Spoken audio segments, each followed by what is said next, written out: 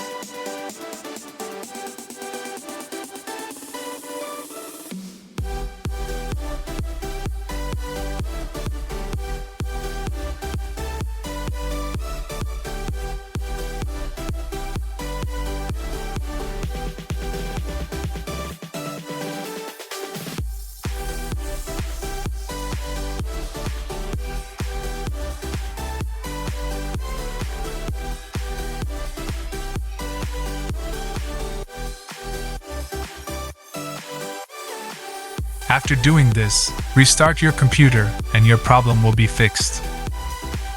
Comment if it works for you, and subscribe for more helpful videos.